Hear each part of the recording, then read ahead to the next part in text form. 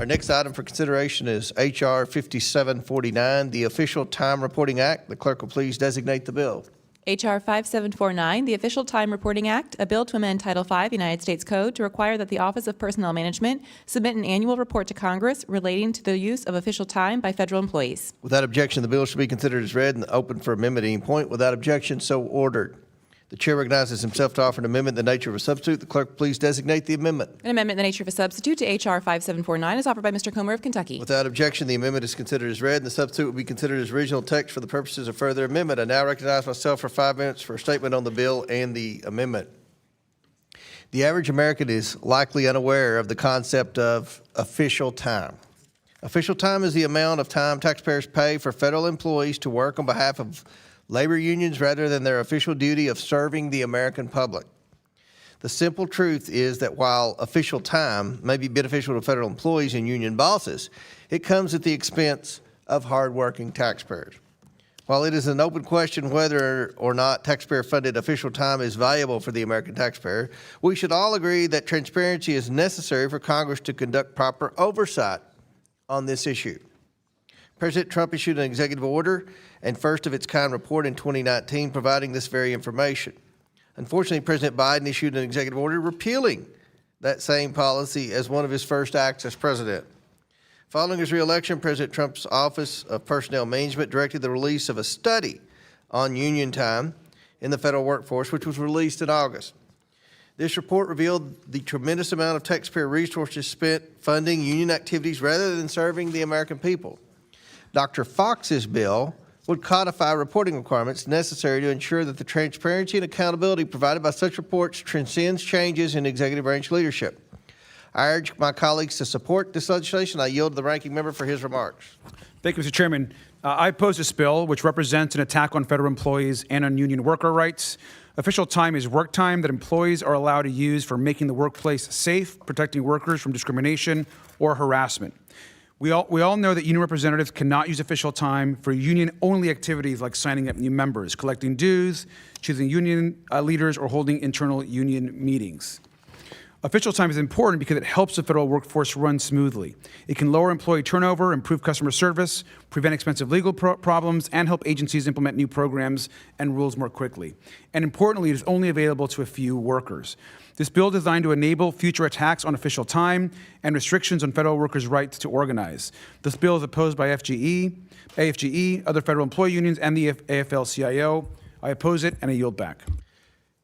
Gentleman yields back. Chair now recognizes the sponsor of the bill, Dr. Fox from North Carolina. Thank you very much, Mr. Chairman. Let me begin by asking unanimous consent to enter into the record the following letter of support, a letter of support from the National Taxpayers Union for H.R. 5749, the Official Time Reporting Act. Without objection, so ordered. Thank you, Mr. Chairman. Mr. Chairman, we've talked a lot this year about how the federal government can and should operate in a more efficient, transparent, and accountable way. Today, with consideration of my bill, H.R. 5749, the Official Time Reporting Act, we have an opportunity to advance legislation to do just that. The Official Time Reporting Act will let the American people know exactly how much of their hard-earned money is spent not providing valuable services, but on federal employee union activities. This bill simply requires all agencies to report on the cost of taxpayer-funded union time and to justify any aggregate annual increases. Frankly, many Americans may be surprised to hear that federal employees can use official time to perform duties related to government employee unions. This includes activities such as negotiating new union contracts, handling disputes, or, quote, general labor-management relations, end quote. In fact, in fiscal year 2024, nearly $208 million was spent across the federal government on taxpayer-funded official time. This is a staggering amount of money. In 2018, President Trump issued an executive order requiring federal agencies to report on exactly how much taxpayer-funded official time was used for union duties. However, in 2021, the Biden administration sadly reversed this policy and opted to obscure the true cost of union time to taxpayers. Okay. Nevertheless, at the start of the new Trump administration, agencies were once again required to report on the use of taxpayer-funded union time. Transparency must be durable and not subject to the whims of an administration. H.R. 5749, the Official Time Reporting Act, would make transparency and accountability the law of the land and ensure that no future administration can undo the taxpayer-funded union time reporting requirements. We owe it to taxpayers to make sure that every tax dollar is used well to provide high-quality services. This starts by providing a full accounting for every tax dollar spent on union activities. I urge my colleagues to support H.R. 5749, the Official Time Reporting Act, and I yield back. Chair yields back, gentlelady yields back. Chair recognizes Mr. Frost from Florida. Thank you, Mr. Chair. I oppose this bill, which builds upon the Trump administration's all-out assault on people's right to a dignified job. This year, under the Trump administration, federal employees have faced job insecurity, financial strain, and the loss of collective bargaining agreements. This bill will make matters worse. We all benefit when unions and their members are empowered to prevent and address retaliation, discrimination, and sexual harassment. It helps federal employees do their job well. The return on investment for letting federal employees use official time to make government more efficient, productive, is very high. This harmful bill would crack down on union rights and collective bargaining. It aims to exclude thousands of federal workers from exercising their First Amendment rights, and it further degrades the important work of unions and union members. And I also have to say, you know, in the debate on the last bill, one of my colleagues brought up the fact that he's concerned or annoyed or was whining about the fact that many federal employees don't support their party. And then they put forth bills like this, and then you have a president like Donald Trump who is slashing away their collective bargaining, making it so they don't have so they have job insecurity, financial strain, and the loss of their right to bargain collectively and together.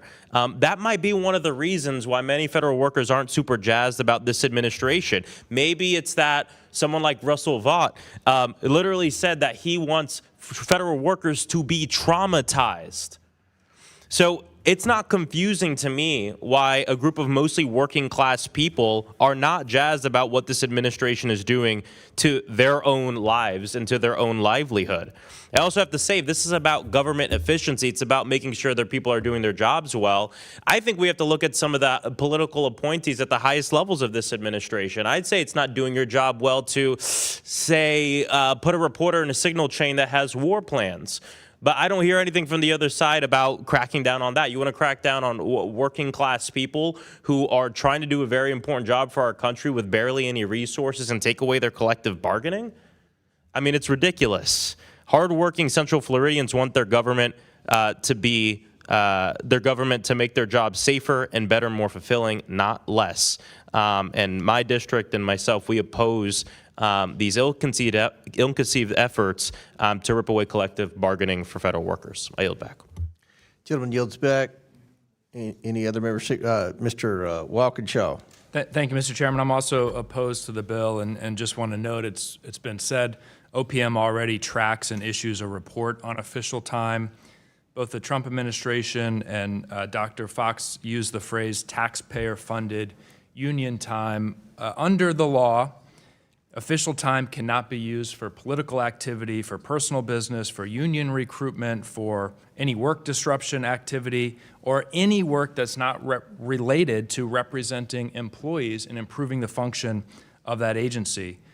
Among the flaws in the bill is the fact that it doesn't ask OPM to look at or report on the many benefits of official time. And the Merit System Protection Board, the Government Accountability Office, and other independent organizations have demonstrated that official time reduces costly legal disputes, improves morale in agencies, helps agencies resolve problems earlier before they become bigger problems that are more expensive, and cost just a fraction of the arbitration or litigation that could result from official time not existing. So for those reasons, Mr. Chairman, I'm opposed to the bill, and I yield back.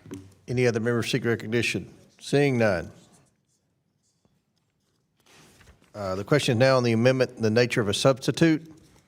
All those in favor signify by saying aye. Aye. All those opposed signify by saying no. In the opinion of the chair, the ayes have it. The amendment is agreed to. The question is now in favor of reporting H.R. 5749 as amended. All those in favor signify by saying aye. Aye. All those opposed say no.